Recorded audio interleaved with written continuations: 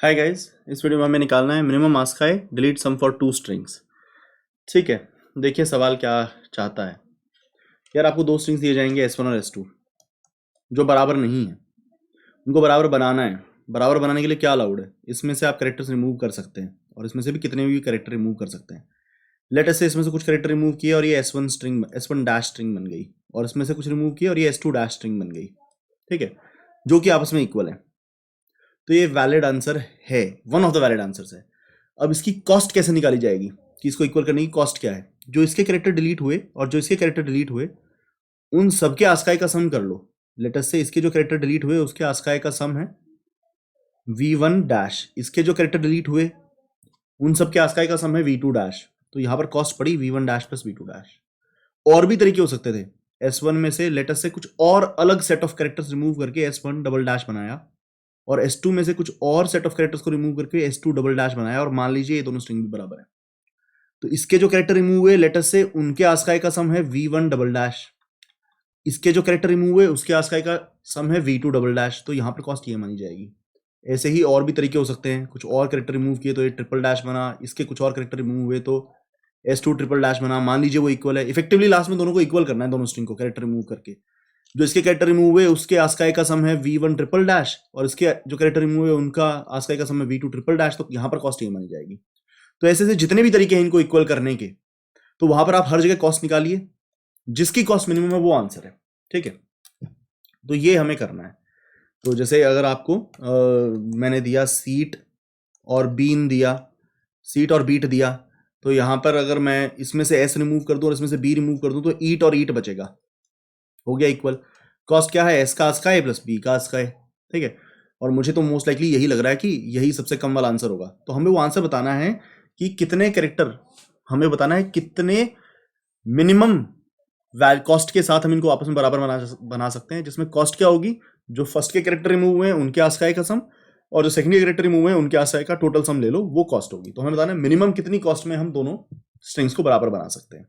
ठीक है, तो मैं आपको सोल्यूशन का पहले व्हाट बताऊंगा, हाउ बताऊंगा, कोड कराऊंगा, वाई सबसे लास्ट में बताऊंगा कि जो किया वो क्यों किया। ठीक है, तो अभी देखिए सवाल समझिए। पहले सोल्यूशन, पहले अपना व्हाट देख लेते हैं कि आंसर क्या है। एक एग्जांपल कर दूंगा, व्हाट के बाद एक एग्जांपल भी बताऊंगा, हाउ से पहले एक एग्जांपल बताऊंगा, रिकर्शन के अंदर आपको दिखाऊंगा, फिर हाउ बताऊंगा, फिर कोड, लास्ट में वाई करेंगे।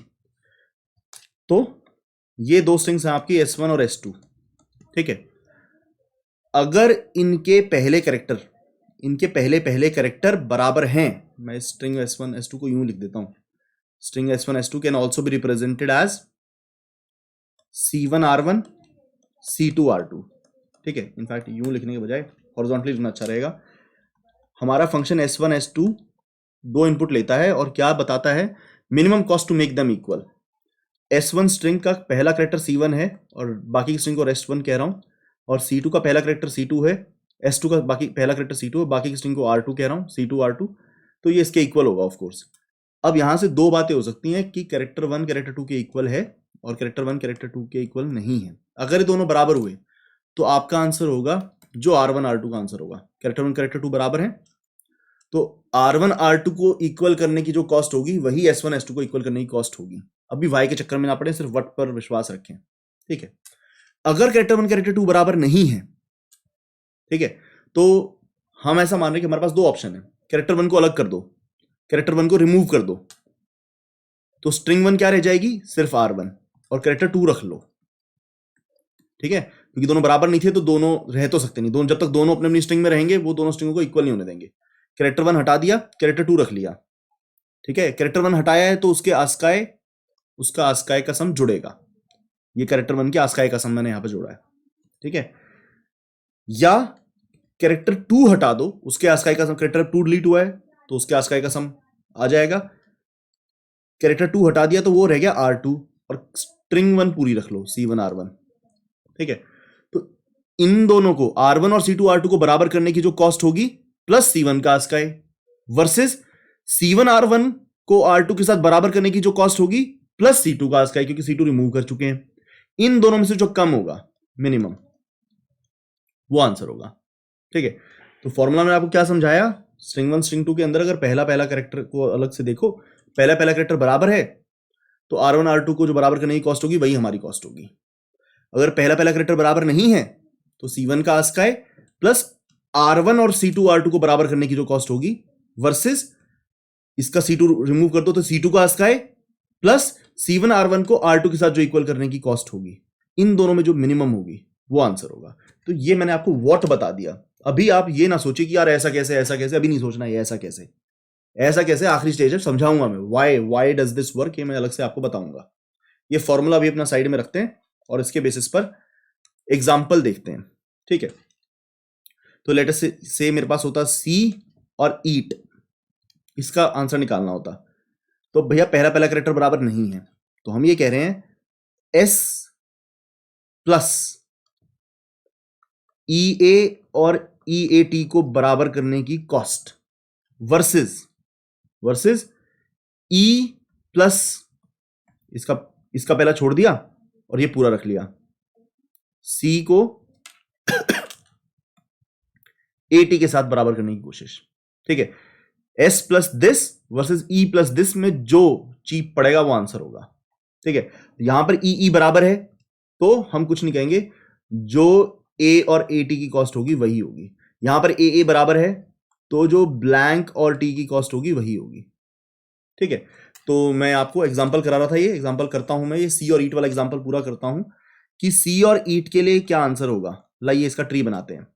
एस और ई बराबर नहीं है तो एक तरफ है एस प्लस जो ई ए को ईट के साथ बराबर करने की कॉस्ट आएगी वर्सेस ई को रिमूव कर दिया तो ये सी तो पूरा रह गया, ये ईट का एट बन गया, ई प्लस सी को एट के साथ बराबर करने की जो कॉस्ट होगी, ठीक है। अब इसको सॉल्व करते हैं। ई ए को ईट के साथ इक्वल करने के लिए क्या कॉस्ट पड़ेगी, तो ई बराबर है तो जो ए को एट के साथ बराबर करने की कॉस्ट होगी वही ई ए को ईट के साथ बराबर करने की कॉस्ट होगी, ऑफ कोर्स, क्योंकि ई तो बराबर है तो उसको तो रिमूव करना ही नहीं। अब ए और एट के अंदर ए बराबर है तो हमारा एग्जांपल ये कहता है जब कैरेक्टर बराबर होते हैं तो जो रेस्ट की कॉस्ट होती है वही होती है, ब्लैंक को टी के साथ जो बराबर करने की कॉस्ट होगी वही होगी, ठीक है। ये बेस केस है एक स्ट्रिंग ब्लैंक हो जाए और बाकी वाले में जितने भी कैरेक्टर बचे हुए हों तो वो सारे अब रिमूव ही करने पड़ेंगे। तो यहां से आंसर आएगा टी का ASCII, यहां से आंसर आएगा टी का ASCII जितना भी होता है, ठीक है। मैं उसे टी के ASCII को बोल देता हूं टी एस्टेरिक। यहां पर अब सी को एट के साथ बराबर करना है, एस और ए तो बराबर है नहीं तो दो ऑप्शन खुलेंगे, यहां से एस रिमूव कर दिया तो एस की ASCII ऐड होगी ई ए अपॉन एट, इनको बराबर करने की कॉस्ट, या ए को रिमूव कर दिया एस ई ए को टी के साथ बराबर करने की कॉस्ट, ठीक है। आगे बढ़ते हैं। अब एस और टी तो बराबर है नहीं तो यहां पर एस को रिमूव कर दूं तो ई ए को टी के साथ बराबर करने की कॉस्ट वर्सेस टी को रिमूव कर दूं तो सी को ब्लैंक के साथ बराबर करने की कॉस्ट, तो सी को ब्लैंक के साथ बराबर करने की कॉस्ट तो एस प्लस ई प्लस ए होगी, ठीक है। अगर इसको खोलूं तो ये भी खुलेगा, ठीक है। इसको खोलते हैं, ई प्लस ए को एट के साथ बराबर करने की कॉस्ट, और मैं अगर नीचे का ए रिमूव करूं तो ए प्लस ई ए को टी के साथ बराबर करने की कॉस्ट, ठीक है। तो ऐसे से ये ट्री बनता जाएगा। मुझे साफ दिख रहा है कि ये वाला रास्ता चीपेस्ट होने वाला है जिसमें टी का ASCII और एस का ASCII ऐड होने वाला है, ठीक है। ये सारा ट्री बनते जाएगा। तो इस ट्री को बनाता नहीं हूं मैं, इंस्टेड डीपी पर लेकर चलता हूं आपको। देखिएगा सी और ईट के लिए आपको फाइंड करना है तो एक एक्सिस पर सी डाल दें, एक एक्सिस पर ईट डाल दें। वो ट्री पूरा बनाने मैंने इसलिए छोड़ दिया क्योंकि बहुत बड़ा ट्री बन रहा था, ठीक है। तो उसकी वजह से कॉन्फिडेंस लूज नहीं कीजिएगा, मैंने उसको किसी पर्पज से छोड़ा है क्योंकि ट्री बहुत बड़ा बनने वाला था और मैं सारा दिखा ना पाता आपको, ठीक है, इसलिए मुझे छोड़ना पड़ा। शायद मैंने ज़्यादा बड़ा तो नहीं किया था, एग्जाम्पल तो छोटा ही था, नेवरदलेस कोई बात नहीं। तो सी और ईट को बराबर करने की हमें मिनिमम कॉस्ट बतानी है। मैंने एक तरफ सी को डंप किया, एक तरफ ईट को डंप किया, तो ये जो स्पॉट होगा वो पता है किसका आंसर स्टोर करेगा, ई ए को एट के साथ बराबर करने की मिनिमम कॉस्ट स्टोर करेगा, ठीक है। तो यहां पर क्या स्टोर करेगा, ये ब्लैंक को ब्लैंक के साथ बराबर करने की कॉस्ट जो हमें पता है 0 है। यहां क्या स्टोर करेगा, ब्लैंक को टी के साथ बराबर करने की कॉस्ट, जिसका मतलब वो है टी का ASCII, बेसिकली टी का ASCII है वो, ठीक है। अच्छा, मुझे एस ई ए और इनके आस्काई तो पता ही नहीं, तो मैं इनके आस्काई एक बार ढूंढ लेता हूँ। आस्काई लिस्ट, आस्काई टेबल अगर मैं मिल जाएंगी तो हम साइड में रख लेंगे उनको।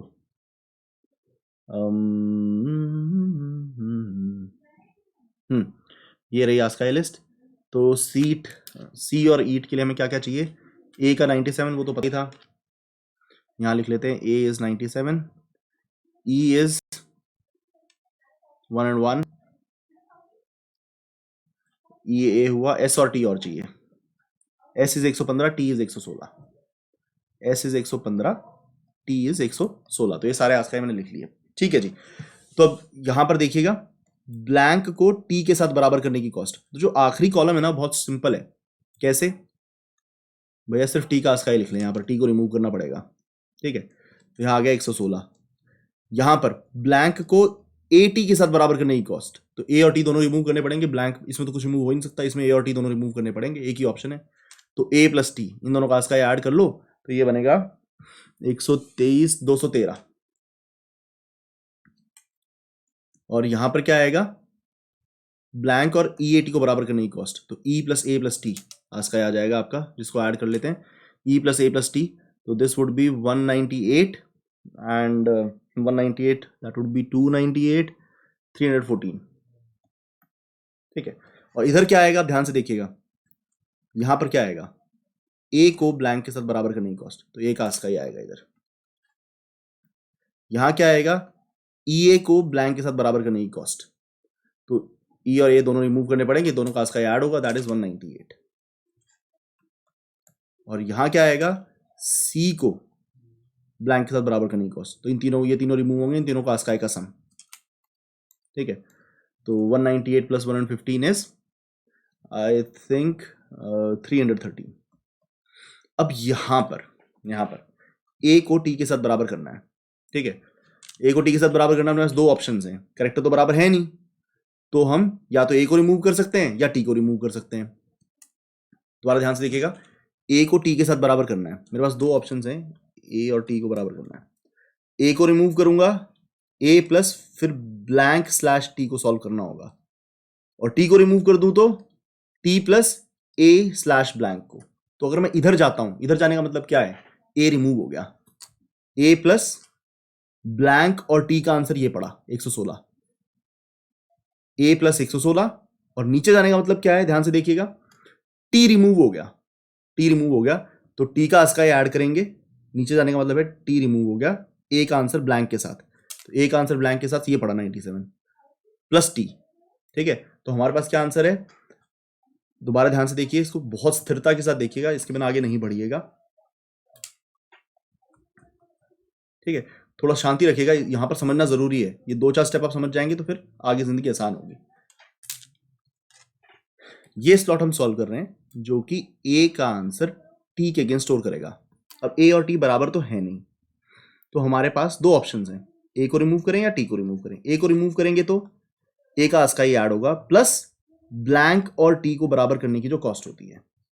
टी को रिमूव करेंगे तो टी का आस्काई ऐड होगा, प्लस ए और ब्लैंक को बराबर करने की जो कॉस्ट होती है। तो यहां पर दिखाता हूं मैं ये वाली चीज, आप ए को रिमूव कर रहे हैं तो ये वाली स्ट्रिंग रह गई ब्लैंक, तो ब्लैंक और टी का आंसर ये पड़ा, ब्लैंक और टी का आंसर ये पड़ा, तो ब्लैंक टी का आंसर है 116 प्लस ए का आस्काई। तो 116 प्लस 97 कितना होता है? 116 प्लस 97 होता है 213, ठीक है।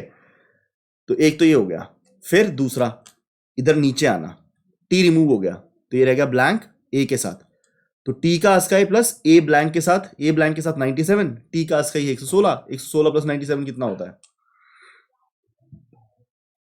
तो ये बराबर ही आ रहा है 213, दोनों का मीन इज 213, तो अपने पास कोई चॉइस नहीं है, ठीक है।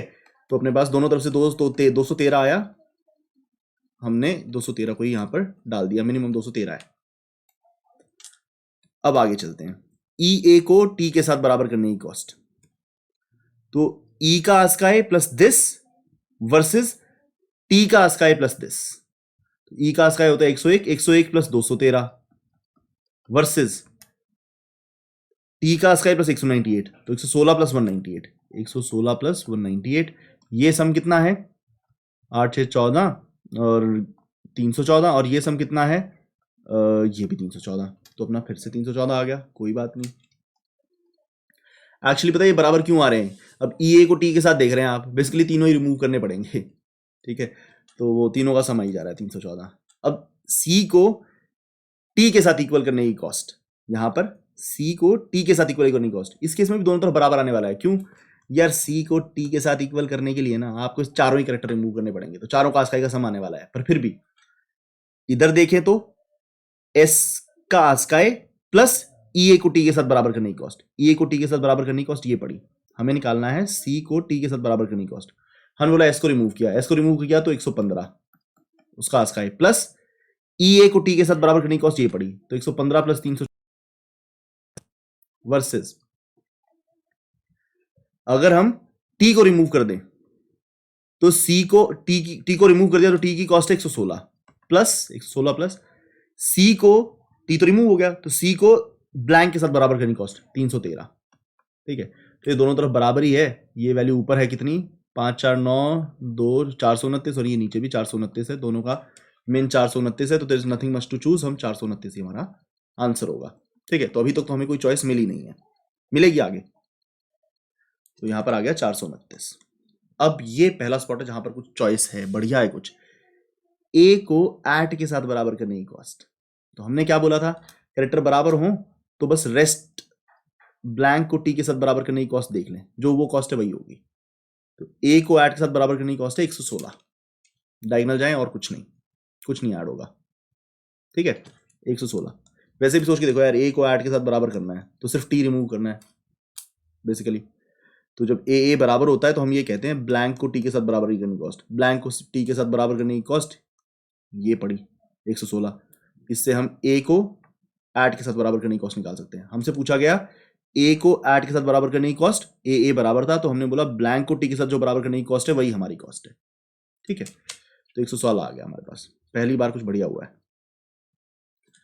अब ई ए को ऐड के साथ बराबर करने की कॉस्ट, इधर जाएंगे तो ई रिमूव हुआ, ए को ऐड के साथ करने की कॉस्ट ये रही, तो ई प्लस ए को ऐड के साथ बराबर करने की कॉस्ट विच इज 116 वर्सेस अगर इसका ए उड़ा दिया जाए, इसका ए उड़ा दिया जाए तो ए प्लस ई ए को टी के साथ बराबर करने की कॉस्ट, ई ए को टी के साथ बराबर करने की कॉस्ट है 314, तो ई है 101, 101 प्लस 116 इज 217 और ए है 97, इसमें ऐड करेंगे 314 में तो I will get I think 411, तो दोनों में मिनिमम इज 217, तो और आंसर हेयर वुड बी 217, तो इस स्पॉट पर अपने को 217 मिल गया, ठीक है।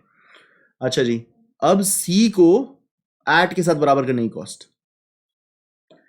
एस उड़ा दूं तो एस का आस्काई प्लस ई ए को ऐट के साथ बराबर करने की cost that is 217 versus A उड़ा दूं तो ए का आस्काई प्लस सी को टी के साथ बराबर करने की कॉस्ट जो है 429, तो ऐसे 115 plus 217 is 332, A plus 429 plus 97 is 526, दोनों में कम है 332, अपना आंसर हुआ 332, ठीक है।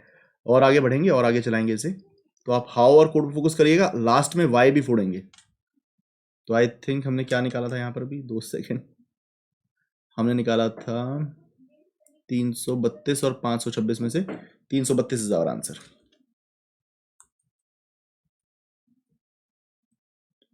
ठीक है। अब यहां पर ए को ईट के साथ बराबर करने की कॉस्ट, तो ए प्लस 314, अब ज्यादा दिमाग नहीं लगाएंगे, ए प्लस 314 वर्सेज ई प्लस 116, ए प्लस 314 ई प्लस 116, तो हमें पता है ये जीतने वाला है, ई है 101 और 116, तो यहां पर आ गया 217, ठीक है। मैं थोड़ा फास्ट करूंगा, अब आप साथ चलने की कोशिश कीजिएगा। यहां पर ई ए का ईट के साथ ई बराबर है तो जो डायगोनल पे पड़ा है वही आंसर है, 116 हो गया। यहां पर सी और ईट, एस और ई तो बराबर नहीं, तो एस प्लस 116 और ई प्लस 332, तो ई प्लस 332 तो आंसर हो नहीं सकता क्योंकि वो ज्यादा है, एस प्लस 116, एस इज 115 और 116 दोनों को ऐड किया तो 231 आंसर आ गया, तो यहां पर आ गया 231 विच इज योर आंसर।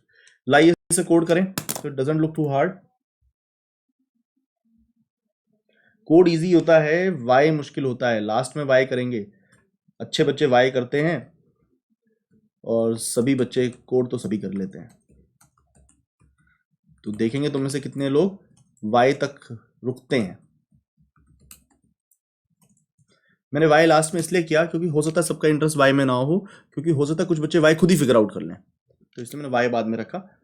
तो मैंने ये बनाया, एक एक लंबी लेंथ की बनाई, तो नीचे से ऊपर की तरफ इसे सॉल्व करना है। I equal to D P dot length minus 1, I greater than equal to 0, I minus minus int J equal to 0 नहीं, D P of last column.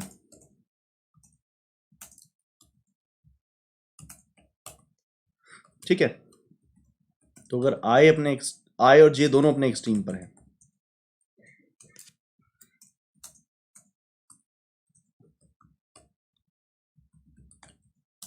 आई और जे अपने दोनों एक्सट्रीम पर हैं, एल सिर्फ आई एक्सट्रीम पर है, एल सिर्फ जे एक्सट्रीम पर है, एल्स कोई भी एक्सट्रीम पर नहीं है। दोनों एक्सट्रीम पर हैं, दोनों आखिरी सेल हैं, तो मैंने अभी तो 0 वैल्यू, मैंने पता किसमें तोड़ा है इसको, मैंने इसमें तोड़ा है, या आखिरी सेल है, या आखिरी रो है, या आखिरी कॉलम है, या रेस्ट ऑफ इट है। ठीक है, हमने इसमें तोड़ा इसको, और मैंने अपनी स्ट्रिंग 1 इस तरफ प्लॉट करी है, स्ट्रिंग 2 इस तरफ प्लॉट करी है। ठीक है, तो इस केस में हम ईट वर्सेस सी को सॉल्व कर रहे थे। स्ट्रिंग 1 इस तरफ है, रोज की तरफ, स्ट्रिंग 2 इस तरफ है। तो जब हम लास्ट रो में होंगे तो S2 के कैरेक्टर्स का सम का आस्काई ऐड होगा। देखिए ना, जब आप लास्ट रो में होंगे, जैसे यहाँ पर इसका आस्काई, यहाँ पर इन दोनों के आस्काई का सम, यहाँ पर इन तीनों के आस्काई का सम, क्योंकि S1 में तो कुछ है नहीं, S2 के कैरेक्टर रिमूव करने पड़ेंगे। यहाँ पर सोच के देखिए ना, S1 के अंदर कुछ नहीं है और S2 के अंदर पूरा है, इस पॉइंट पर C पूरा है, तो उसके सारे कैरेक्टर रिमूव करने पड़ेंगे। ठीक है, और लास्ट कॉलम में क्या होगा, ये देखो, S2 का कुछ नहीं होगा, यहाँ पर S1 का T है, इस पॉइंट पर S2 का कुछ नहीं है, S1 का A और T है, यहाँ पर S2 का कुछ नहीं है, S1 का E A और T है, तो S1 के कैरेक्टर्स का आस्काई का सम आएगा। तो लास्ट रो के अंदर बड़ा सिंपल काम होने वाला है, आपकी वैल्यू होगी इक्वल टू जो आपका कैरेक्टर है, स्ट्रिंग 2 से कैरेक्टर आएगा आपके पास, S2 dot char at J plus DP of row यही रहेगी, कॉलम बढ़ा लीजिए। लास्ट रो में ना, तो लास्ट रो में देखो मैंने क्या किया है, यहां पर क्या वैल्यू आएगी, ई का आस्काई प्लस अगला डब्बा, यहां पर क्या आएगा, एस का आस्काई प्लस अगला डब्बा, क्योंकि ये डब्बा ई प्लस तो कंटेन करता ही है, तो ई प्लस ए के अंदर ऐसा ऐड कर दिया, तो एस प्लस ई प्लस ए आ गया। अब यहां पर क्या होगा, यहां पर टी का आस्काई प्लस अगला डब्बा, यहां पर ए का आस्काई प्लस अगला डब्बा, यहां पर ई का आस्काई प्लस अगला डब्बा। ठीक है, तो DP of I J equal to string 1 dot char at, string 1 का कैरेक्टर लिया और अगली रो को उसमें ऐड किया। अब इस केस में क्या होगा, इस केस में हमें मैथ डॉट मिन लेना है, दो वैल्यूज का। कौन सी दो वैल्यूज, देखिए ऐसे स्पॉट पर अगर ये कैरेक्टर बराबर नहीं है तो ये कैरेक्टर रिलीज कर दे, तो इधर जाएं, इसका इसके साथ आंसर देखें, मतलब अगर आप इधर बढ़ रहे हैं, हॉरिजॉन्टली बढ़ रहे हैं, तो स्ट्रिंग 2 के कैरेक्टर का आस्काई ऐड करेंगे, और आप वर्टिकली बढ़ रहे हैं तो स्ट्रिंग 1 ने अपना कैरेक्टर छोड़ा है वो ऐड करेंगे। मैं दोबारा से अपनी बात बोलता हूँ, ध्यान से सुनिएगा, हो सकता है ये ना समझ में आया क्योंकि क्लटर्ड हो गया है। ठीक है, मैं दोबारा से इनको सफाई से लिख देता हूं ताकि आप सोच पाए। सी ईट, ये स्पॉट सॉल्व करना है, ये स्पॉट सॉल्व कर रहे हैं, मतलब ई का आंसर एट के साथ निकालना चाहते हैं यहां पर। तो आपके पास क्या तरीका है, ऊपर स्ट्रिंग 2 है, इधर स्ट्रिंग 1 है, या तो स्ट्रिंग 2 अपना कैरेक्टर छोड़ दे, तो वो अपना कैरेक्टर ई छोड़ा तो वो ई वैल्यू कंट्रीब्यूट करेगी, ई का आस्काई कंट्रीब्यूट करेगी, प्लस इधर आ गए आप, एट का ए के साथ आंसर, हॉरिजॉन्टली इधर बढ़ गए, तो स्ट्रिंग 2 का कैरेक्टर लेंगे तो हॉरिजॉन्टली बढ़ेंगे, प्लस हॉरिजॉन्टल, या इसने ए रिलीज कर दिया, तो ए का आस्काई प्लस, तो ई का आंसर टी के साथ, EA का आंसर T के साथ, तो A प्लस वर्टिकल। स्ट्रिंग 1 का कैरेक्टर यूज करें, पर ये तब होगा जब कैरेक्टर बराबर नहीं है। If S1 dot char at I is equal to S2 dot char at J, तब अलग है, तब तो बहुत सिंपल है, बस डायगनली वैल्यू उठा के रख लो। DP of IJ equal to DP of I plus 1 और J प्लस 1।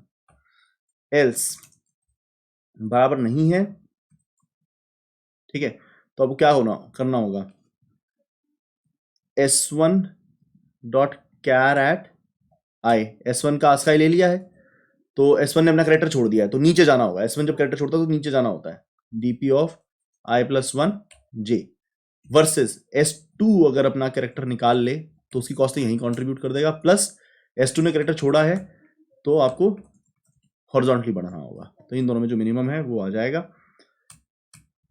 लास्ट में हम DP ऑफ 0 0 रिटर्न कर देंगे,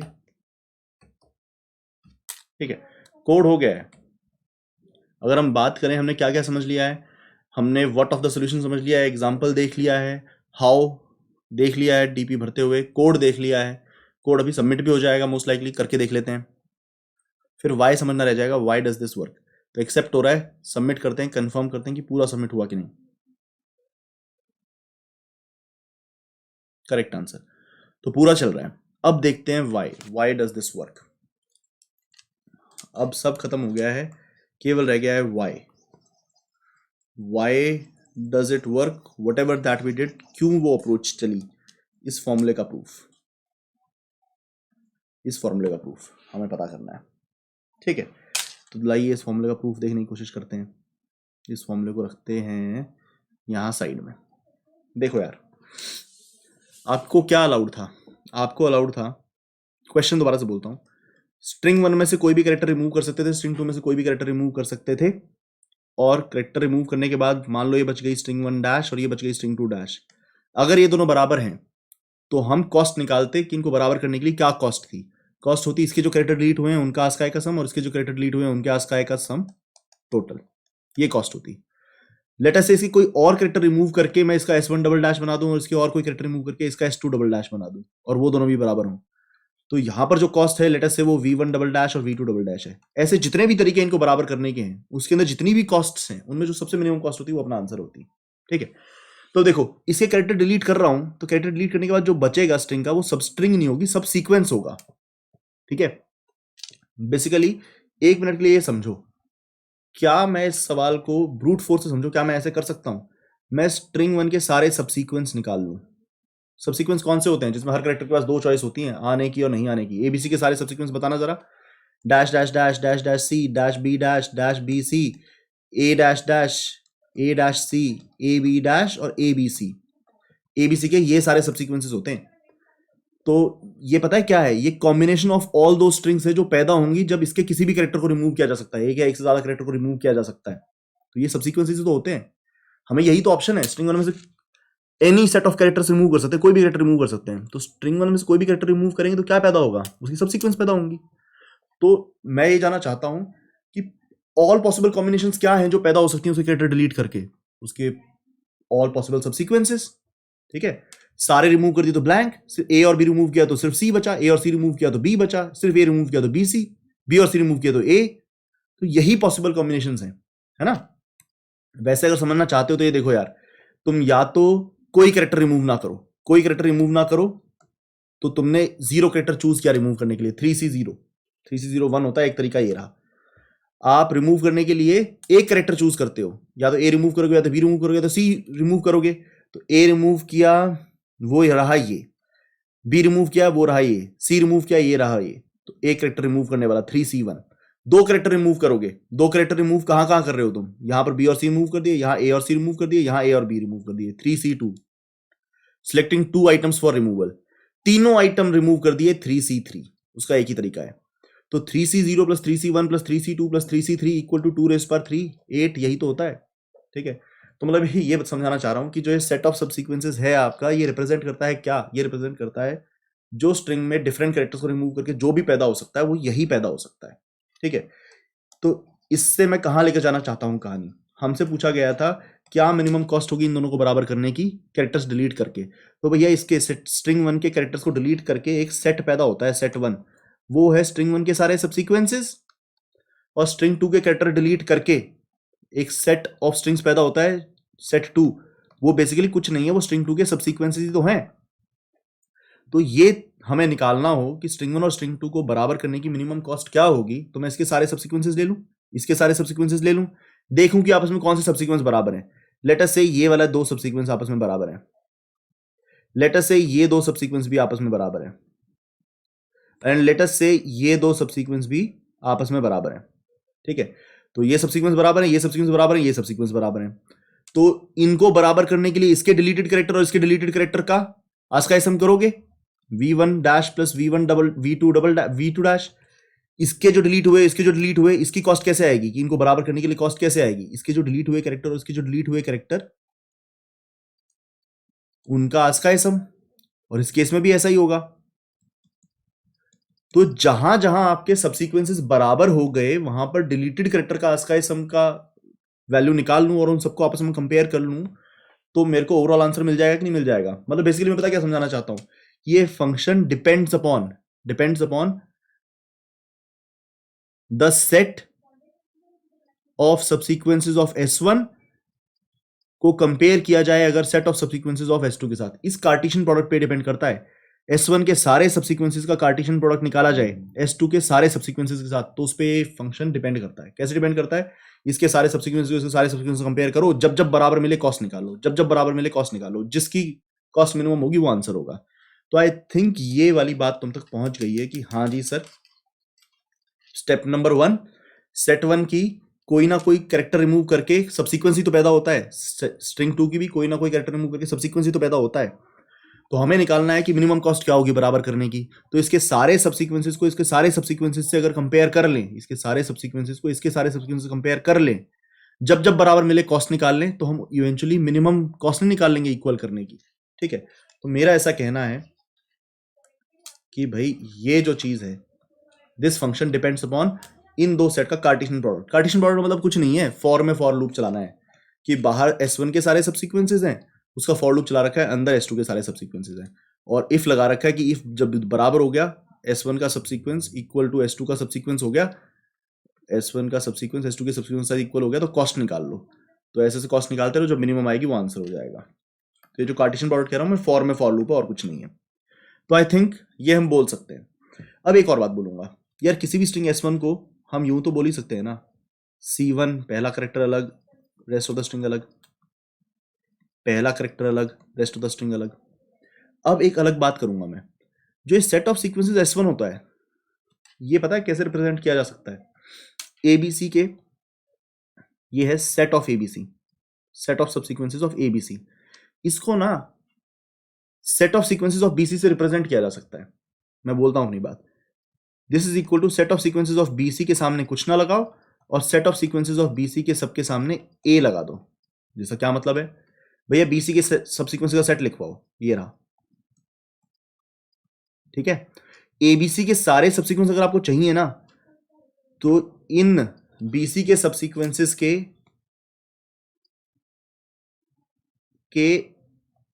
आगे एक बार कुछ ना लगाएं। तो BC के जो सबसीक्वेंसेस वो यूं के यूं आ गए क्योंकि A ने मना कर दिया, और फिर BC के सबसीक्वेंसेस के सामने सबके सामने A लगा दें। ABC के टोटल 8 सबसीक्वेंस होते हैं, वो यही 8 होते हैं, dash dash dash dash dash C dash B dash dash BC A dash dash A dash C AB dash और ABC। और BC के 4 होते हैं, तो BC के 4 से आप ABC के 8 बना सकते हो कि नहीं बना सकते हो? सामने A ना लगाओ और सामने A लगा दो, ये तो कॉमन बात है। तो इस वाली बात को मैं यहां भी लिख सकता हूं। कैसे लिख सकता हूं, देखो, S1 की जगह लिख लिया C1 प्लस R1, तो अब इसको पता क्या लिख लिया, ये लिखा जा सकता है कि this depends upon set of sequences of R1 starting with nothing and set of sequences of R1 starting with character 1 का कार्टेशियन प्रोडक्ट निकाला जाए। Set of sequences of R2, Cartesian product नहीं मतलब फॉर लूप चलाया जाए, R2 के सारे सबसीक्वेंसेस जिनके सामने कुछ ना लगा हो और R2 के सारे सबसीक्वेंसेस जिनके सामने C2 लगा हो। ये वाला मैथ जो मैं कर रहा हूं ना, ये उन बच्चों को ज्यादा अच्छा समझ में आएगा जो मेरे साथ LCS करके आए हैं। जो मेरे साथ LCS नहीं करके आए उनको समझ में नहीं आएगा। ठीक है, तो असल में ले दे कि मैं पता क्या समझा रहा हूं, दोबारा ध्यान से समझना कि भैया लेट अस से ये ABC टाइप की स्ट्रिंग होती, ये DEF टाइप की स्ट्रिंग होती, तो इस सेट के अंदर 8 सबसीक्वेंस होते हैं, इस सेट में 8 सबसीक्वेंसेस होते हैं, बाहर ही 8 का लूप चल रहा है और अंदर ही 8 का लूप चल रहा है, तो टोटल 64 कंपैरिजन होने वाले हैं ना। तो उसको यूं सोचने के बजाय हम जानते हैं इस 8 के अंदर 4 ऐसे होंगे जिनके सामने कैरेक्टर 1 नहीं लगा होगा, और 4 ऐसे होंगे जिनके सामने कैरेक्टर 1 लगा होगा, और इसके भी जो अंदर 8 सबसीक्वेंसेस हैं उसके अंदर 4 ऐसे होंगे जिनके सामने नहीं लगा होगा कैरेक्टर 2, और 4 ऐसे होंगे जिनके सामने कैरेक्टर 2 लगा होगा। ठीक है, तो 8 का 8 के साथ लूप सोचने के बजाय हम यूं भी तो सोच सकते हैं, इसके वो बंदे जिनके सामने कैरेक्टर नहीं लगा और इसके वो बंदे जिनके सामने कैरेक्टर नहीं लगा, तो 4 बिना कैरेक्टर वालों का लूप 4 बिना कैरेक्टर वालों के साथ, this set with this set, 16 comparison हो गए। फिर इसके बिना कैरेक्टर वालों का इसके कैरेक्टर वालों के साथ लूप, इसके 4 बिना कैरेक्टर वालों का इसके 4 C2 से स्टार्ट होने वालों के साथ लूप, प्लस इसके कैरेक्टर 1 से स्टार्ट होने वालों का इसके बिना कैरेक्टर वालों के साथ लूप, इसके कैरेक्टर 1 के साथ जो 4 स्टार्ट होते हैं उसका इसके बिना कैरेक्टर वालों के साथ लूप, प्लस ये बात समझ में आएगी आपको, प्लस इसके कैरेक्टर के साथ स्टार्ट होने वाले को इसके कैरेक्टर वालों के साथ लूप, कैरेक्टर वालों का लूप कैरेक्टर वालों के साथ। तो या तो पूरी 8 की लिस्ट का लूप 8 के साथ सोच लो, 8 × 8 64 कंपैरिजन होंगे, या पहले 4 का पहले 4 के साथ, पहले 4 का आखिरी 4 के साथ, पहले 4 का आखिरी 4 के साथ, आखिरी 4 का पहले 4 के साथ, इसके C1 वाले इसके बिना C1 वाले C2 वाले, और फिर आखिरी 4 का आखिरी 4 के साथ, इसके C1 वालों का लूप इसके C2 वालों के साथ। तो इसमें 4 × 4 16, 4 × 4 16 कंपैरिजन, 16 कंपैरिजन, 16 कंपैरिजन, ये भी तो 64 कंपैरिजन हो गए। ठीक है, मतलब मैं बोल रहा हूं एक ये पूरी लिस्ट है 8 की, ये पूरी लिस्ट है 8 की, इस फॉर लूप में फॉर × फॉर लिखने के बजाय इसके पहले 4 का लूप इसके पहले 4 के साथ, इसके पहले 4 का लूप इसके आखिरी 4 के साथ, इसके आखिरी 4 का लूप इसके पहले 4 के साथ, इसके आखिरी 4 का लूप इसके आखिरी 4 के साथ। तो हम 8 × 8 सोचने के बजाय 4 × 4, 4 × 4, 4 × 4, 4 × 4 भी तो सोच सकते हैं। ठीक है, तो मैंने ये बोला है, यही वाली बात आपको समझाने की कोशिश करी है कि भैया इसके सारे सबसीक्वेंसेस का लूप इसके सारे सबसीक्वेंसेस के साथ चलाना है। तो उसके अंदर इसके जो सारे सबसीक्वेंसेस में आधे ऐसे हैं जो C1 के साथ स्टार्ट होते हैं, आधे ऐसे हैं जो C1 के साथ स्टार्ट नहीं होते, इसके भी आधे ऐसे हैं जो C2 के साथ स्टार्ट नहीं होते, और आधे ऐसे हैं जो C2 के साथ स्टार्ट होते हैं। तो मैं ये भी तो बोल सकता हूं, इस वाली बात से मैं इफेक्टिवली ये निकाल सकता हूं, ये देखिएगा क्या निकाल सकता हूं, कि हमारा आंसर निकल आएगा अगर हम S1 के बिना C1 के साथ स्टार्ट होने वालों का लूप चलाएं S2 के बिना C2 के साथ स्टार्ट होने वाले के लूप के साथ, फिर S1 का जो ये वाले सबसीक्वेंसेस हैं वो इन सबसीक्वेंसेस के साथ कंपेयर हों।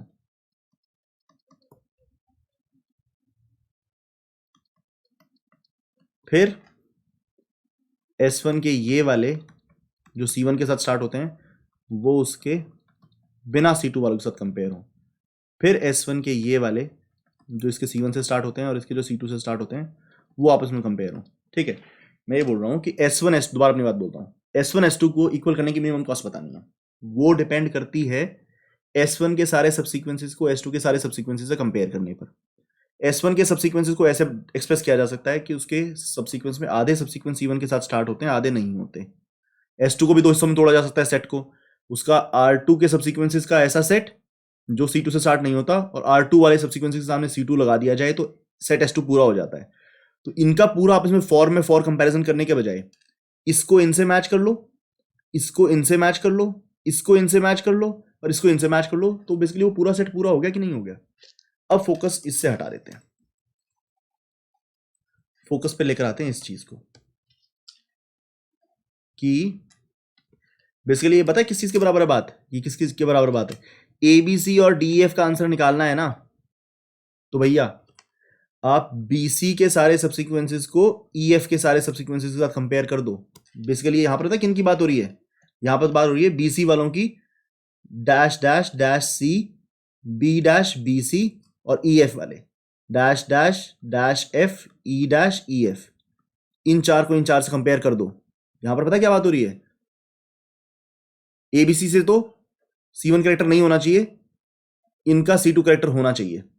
तो dash dash dash C B dash B C का कंपैरिजन विद यहां पर R2 वाले सारे, लेकिन उनके सामने C2 लगा हुआ है, मतलब ये कैरेक्टर लगा हुआ है D वाला। तो D dash dash D dash F D E dash D E F, ठीक है। R2 का पूरा सेट, ये R2 सेट है ना, R2 में रेस्ट ऑफ द स्ट्रिंग 2, उसके सामने C2 लगा हुआ हो, तो सबके सामने D लगा हुआ हो। यहां पर क्या है, R1 का जो सेट है, R1 मतलब BC वाला सेट, उन सबके सामने C1 लगा हो, A लगा हुआ हो।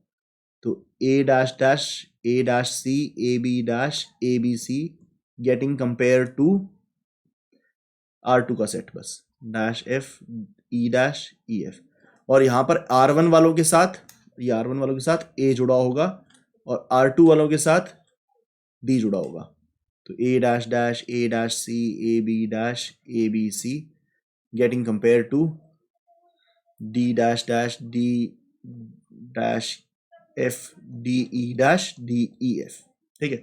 मैंने वही बोला था, ABC के 8 होते, DF के 8 होते, 8 × 8 64 कंपैरिजन करने पड़ते। तो इन 4 का इन 4 से कर लो, जिसमें इनमें A नहीं है और इनमें D नहीं है। 4 × 4 16 कंपैरिजन यहाँ हो गए। इन 4 का इन 4 से कर लो, जिसमें इनके अंदर तो A नहीं है लेकिन इनके अंदर D है, 16 कंपैरिजन यहाँ हो गए। इन 4 का इन 4 से कर लो, इनमें A है इनमें D नहीं है, 16 कंपैरिजन यहाँ हो गए। इन 4 का इन 4 से कर लो, इनमें भी A है इनमें भी D है, तो 16 कंपैरिजन यहाँ हो गए। तो 8 × 8 64 कंपैरिजन वैसे होते, ये 16 + 16 + 16 + 16 64 कंपैरिजन हो गए, ठीक है।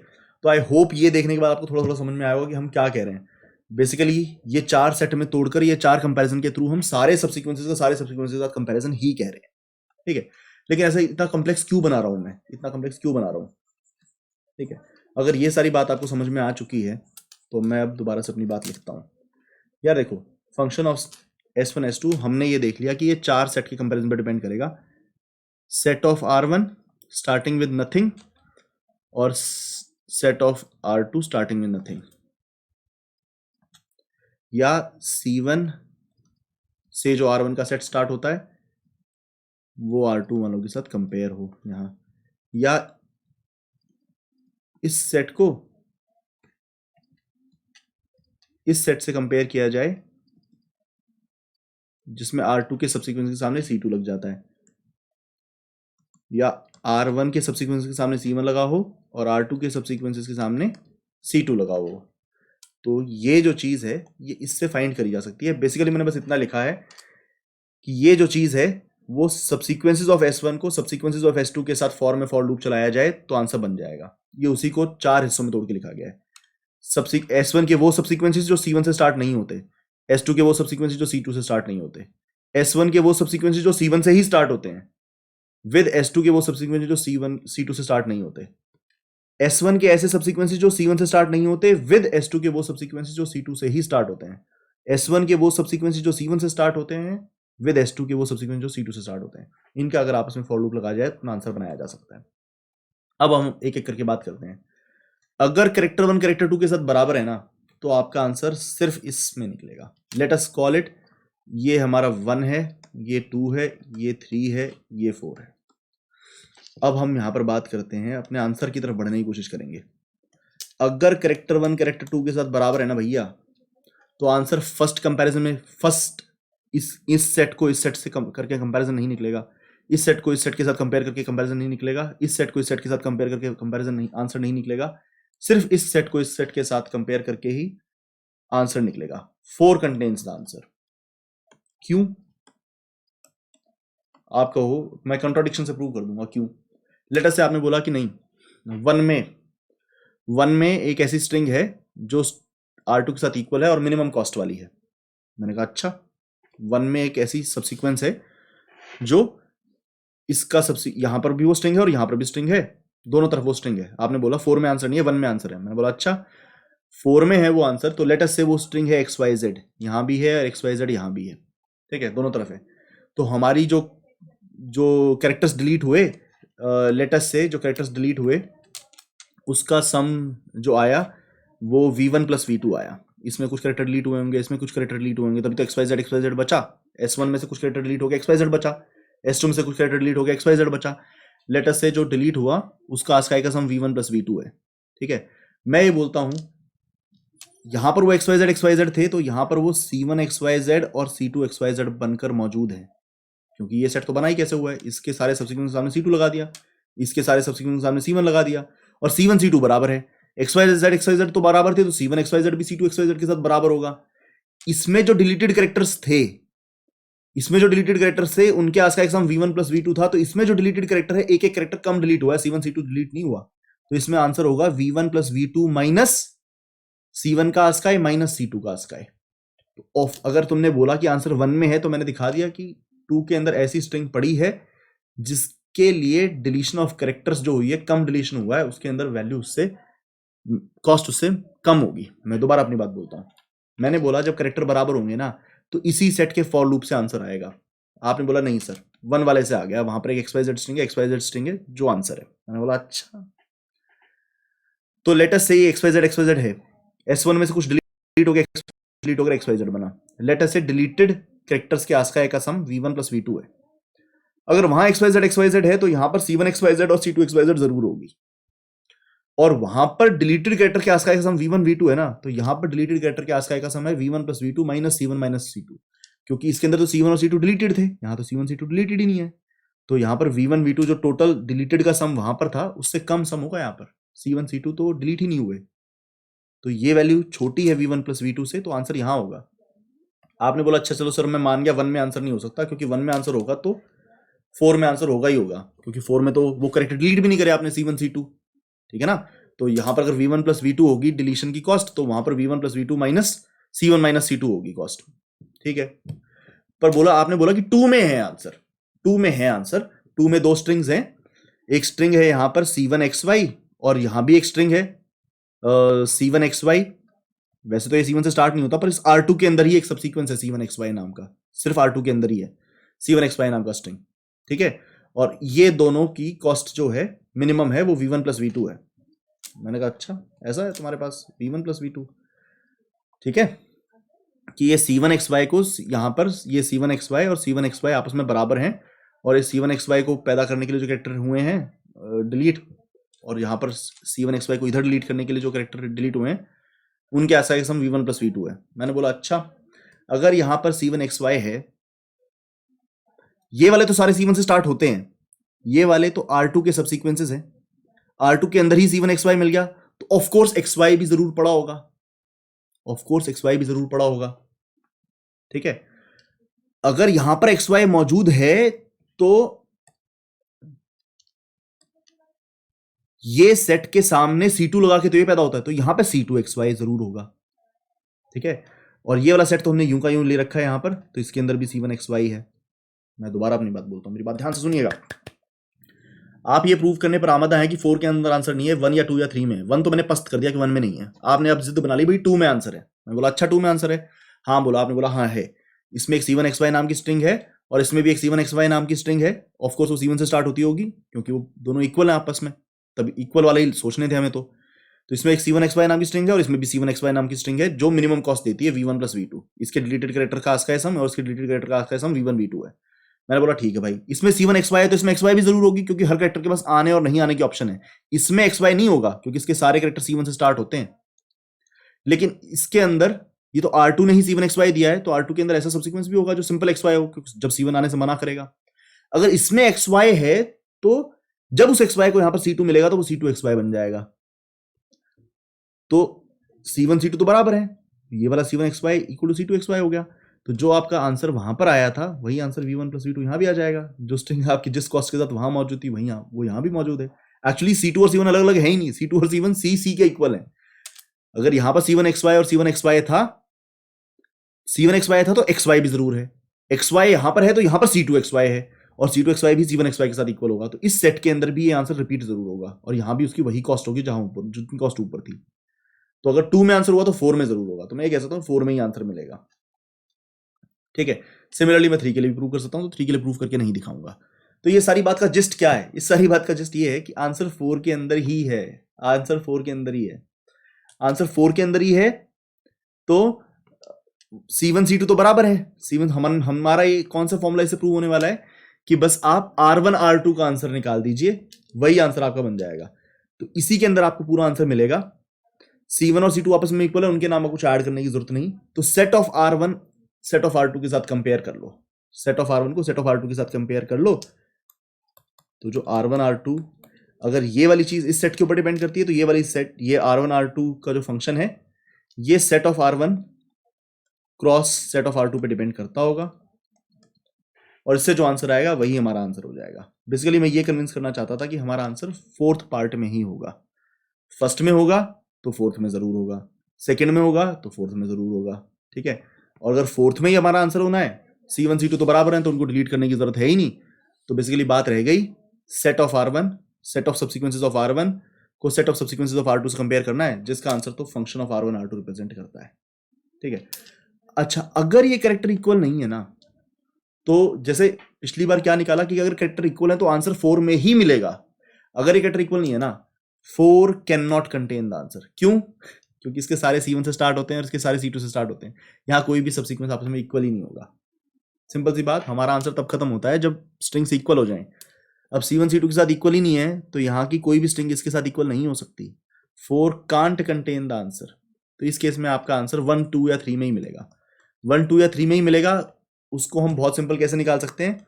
Minimum of C1 plus R1 का निकाल दो C2 R2 के साथ, ठीक है, और versus C2 plus C1 R1 का निकाल दो R2 के साथ। अभी हमने ये बोला कि 4 कांट कंटेन द आंसर, उससे ये कैसे आ गया? 4 कांट कंटेन द आंसर से ये भी तो आ गया कि answer is in 1 2 and 3 only. तो जब मैं ये बोलता हूं ना, ध्यान से देखिएगा और इसको समझने की कोशिश कीजिएगा। जब मैं ये बोलता हूं C1 plus R1 C2 R2, R1 C2 R2 जो है ना आपका, प्लीज पूरी मेहनत के साथ यहां पर आप मेरा साथ निभाइएगा ताकि आप तक मेरी बात पहुंच सके।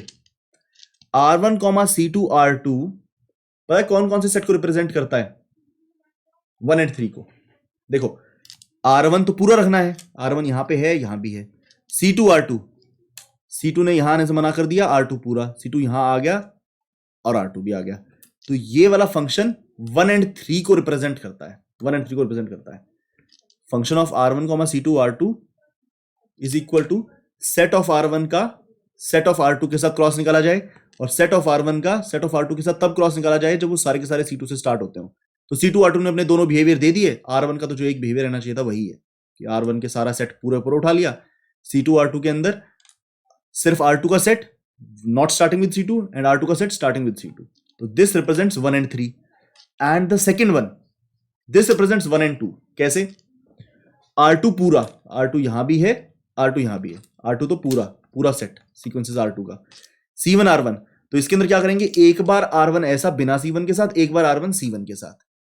तो this represents 1 and 2, this represents 1 and 3। हमें क्या करना था? 1 2 3 के अंदर से मिनिमम निकालना था।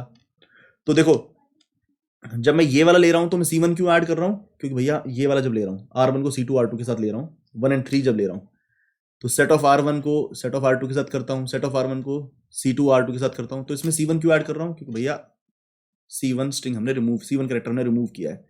और जब 1 एंड 2 ले रहा हूं तब मैं C2 क्यों ले रहा हूं? क्योंकि हमने इसमें से कैरेक्टर 2 को रिमूव कर दिया है। कैरेक्टर 1 के पास चॉइस है कि रिमूव हो या ना हो, कैरेक्टर 2 को तो रिमूव कर चुके हैं, ठीक है। तो इसलिए C2 प्लस इधर का मिनिमम वर्सेस C1 प्लस 1 और 3 का मिनिमम। 4 में आंसर नहीं हो सकता था तो 4 को कंसिडर नहीं किया। हमारा आंसर 1 2 और 1 3 को कंसिडर करता है। 1 2 3 में हमारा आंसर था, ठीक है। देखिए, बहुत ज्यादा पुख्ता एनालिसिस नहीं कर पाया मैं, उतना पुख्ता एनालिसिस नहीं कर पाया जितना मैंने एलसीएस में किया था, लेकिन रीजनिंग बिल्कुल एलसीएस वाली है। तो यहां पर ना मेरे उस हर बच्चे को समझ में आ गया होगा जो मुझसे एलसीएस पढ़कर आ रहा है। जो एलसीएस नहीं पढ़ के आया होगा उसको उतना समझ में नहीं आएगा। तो हमने एलसीएस करा था, एलपीएस करा था, सबकी सेम रीजनिंग थी। उसी लाइन ऑफ रीजनिंग में ये सवाल जा रहा है जिसका नाम है मिनिमम आस्काइड लीड सम फॉर 2 स्ट्रिंग्स, ठीक है। मिलते हैं अगले सवाल में। Thank you very much.